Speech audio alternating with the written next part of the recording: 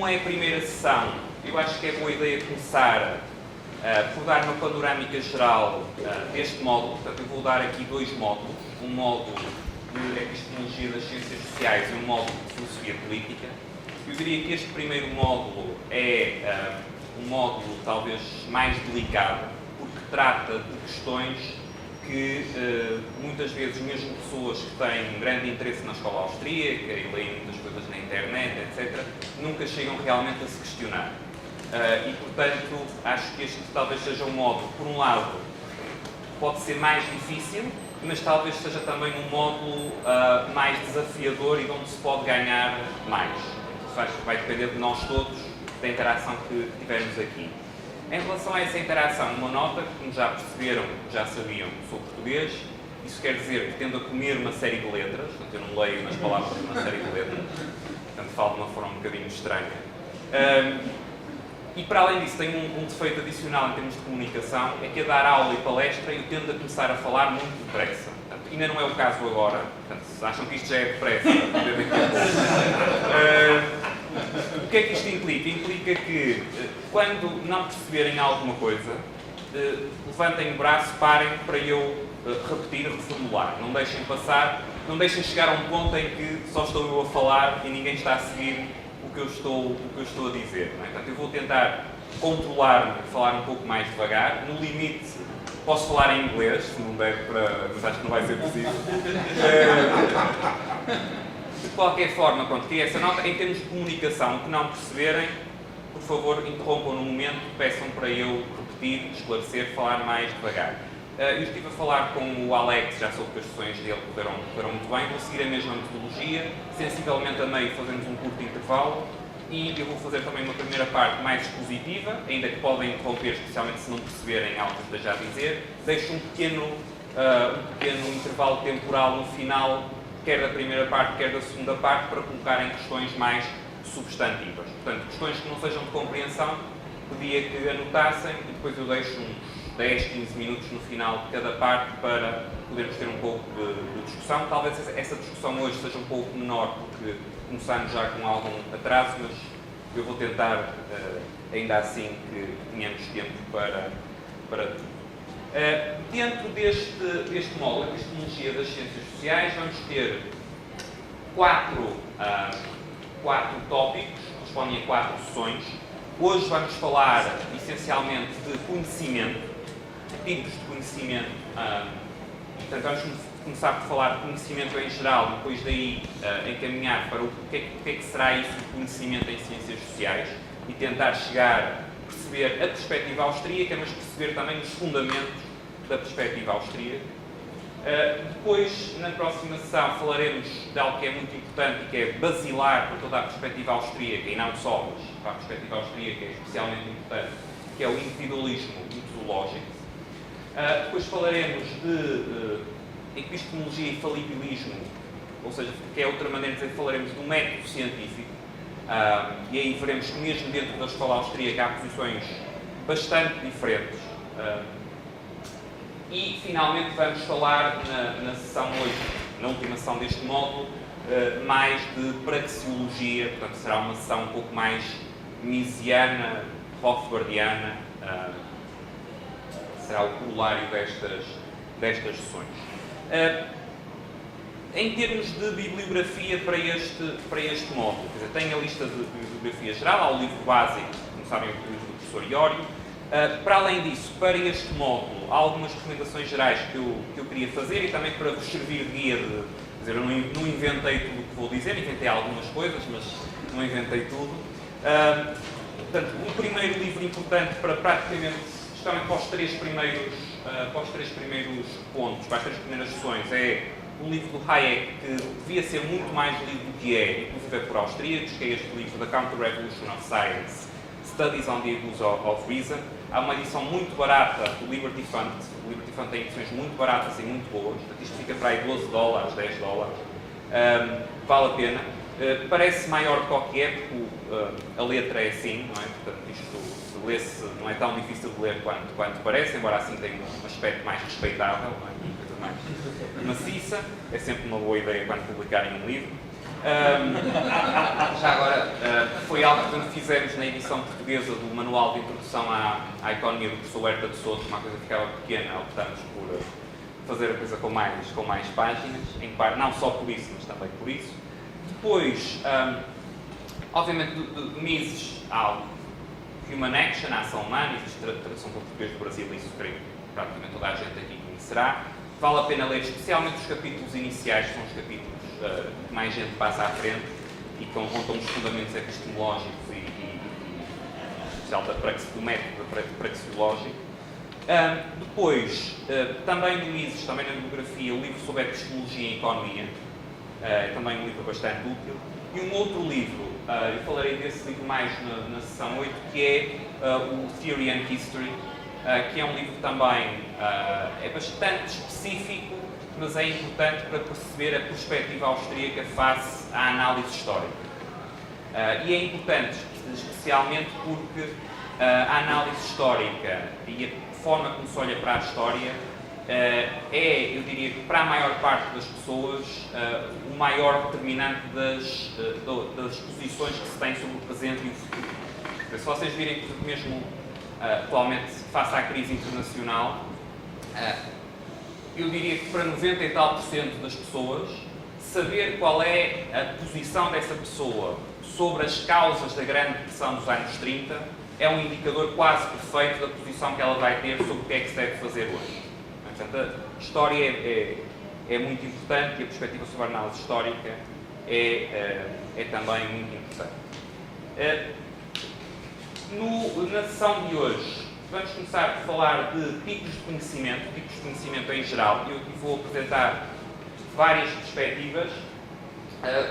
Vou seguir aqui, de uma forma muito resumida, um livro que está também na bibliografia, que foi um livro com base um livro publicado com base na tese de doutoramento do professor José Manuel Moreira, que é Filosofia e Metodologia da Economia em F.A. Hayek, ou a redescoberta de um caminho terceiro para a compreensão e melhoria da ordem alargada da interação humana, que eu tive que ler, não sei qual.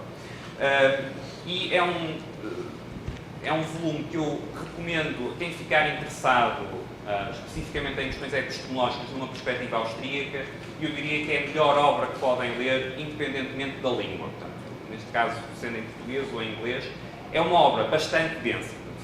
Mesmo o livro que não é tese de doutoramento completo, é perto de 1000 páginas, e 1000 páginas, em cada página tem para aí 4 vezes o texto deste livro do Hayek. Portanto, é um empreendimento, não é um empreendimento para uma semana, nem provavelmente para um mês, mas para quem ficar interessado é algo importante. E agora já entrando também no que vou fazer hoje, e é especialmente, do meu ponto de vista, é especialmente útil porque o que faz é fundar a perspectiva austríaca numa determinada linhagem na história das ideias. Qual é essa linhagem? É a linhagem aristotélica tomista. Isto é o que, de formas diferentes, tanto Hayek como Rothbard também fizeram, em parte, ou tentaram fazer, e digas que é um trabalho integrador que é bastante importante. Depois deste que vamos falar sinteticamente sobre tipos de conhecimento, vamos só entrar a funilar mais na questão das especificidades do conhecimento científico. Depois vamos falar na distinção entre ciências sociais e ciências naturais, que é algo que é muito importante também para a escola austríaca e que, aliás, teve em parte ligar à gênese da própria escola austríaca. O facto de hoje falarmos de haver uma escola austríaca tem a ver com esta discussão. Depois as características específicas das ciências sociais, e terminaremos falando da crítica ao cientificismo na teoria social, que é essencialmente um empreendimento em que quem mais contribuiu para esse empreendimento foi Hayek, que foi, talvez do ponto de vista metodológico e do seu trabalho intelectual, a principal batalha que ele teve ao longo de toda a sua vida, quer o pensamento económico, quer o pensamento político de Hayek, podem, em larga medida, ser visto à luz desta crítica ao cientificismo. Okay? Ora bem, então, formas de olhar para tipos de conhecimento em geral. Há uma distinção de raiz aristotélica, que é a distinção entre teoria, praxis e poiesis ou técnica.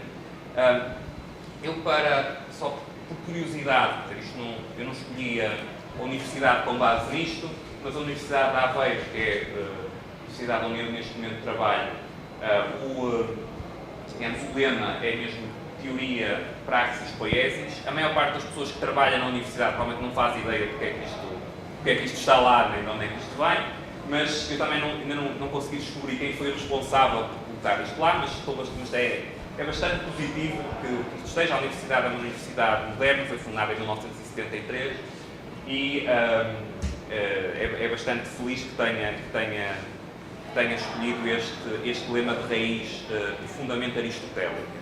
Ora bem, e então o que é que, em termos muito simplificados, para que é que esta distinção remete? Esta distinção remete basicamente para três tipos de conhecimento. Um primeiro tipo de conhecimento, que podemos chamar de conhecimento teórico, a teoria, que tem a ver com a verdade. Tem a ver com o pensamento no sentido mais profundo do termo e o conhecimento da verdade, a aspiração de conhecer a verdade. O segundo tipo de conhecimento, que vão ver, tem relação depois com o desenvolvimento que é feito em termos da praxeologia no sentido misiano, mas não é exatamente equivalente, é a praxis. A praxis, este tipo de conhecimento, é o conhecimento que tem a ver com a ação, com a decisão. Um austríaco diria talvez a ação, um neoclássico diria a decisão. Isso é uma discussão que depois poderemos falar um pouco mais à frente, mas tem a ver com conhecimento orientado para a ação. E o terceiro tipo, que é poiesis ou técnica, e de onde vem a noção quer de arte, quer de técnica, que é um conhecimento orientado para a execução, portanto, a execução de tarefas concretas. Esta distinção nós vamos ver a seguir, é importante porque estar consciente desta distinção entre três tipos de conhecimento é também estar consciente das limitações e das limitações humanas na consecução de cada um destes tipos de conhecimento. Ora bem, mais distinções importantes em termos de tipos de conhecimento e ainda em termos gerais. Uma distinção também importante é entre conhecimento e informação. Por vezes há quem faça a distinção também entre dados, informação e conhecimento. E o que é que podemos dizer sobre esta distinção? Uma forma sintética de definir conhecimento será como informação articulada, informação processada. Portanto, informação que pode ser utilizada para a ação, para a decisão. Okay? Esta distinção entre conhecimento e informação é uma distinção que é fundamental na perspectiva da escala austríaca. Porquê? Porque muitas das questões que estão em torno da função empresarial austríaca e da compreensão austríaca do papel do empreendedor, do empresário, são questões que só são perceptíveis se nós percebermos que informação não é necessariamente conhecimento e que a disponibilidade de informação não é a mesma coisa que disponibilidade de conhecimento ou que informação pode ser utilizada. Okay? Veremos a seguir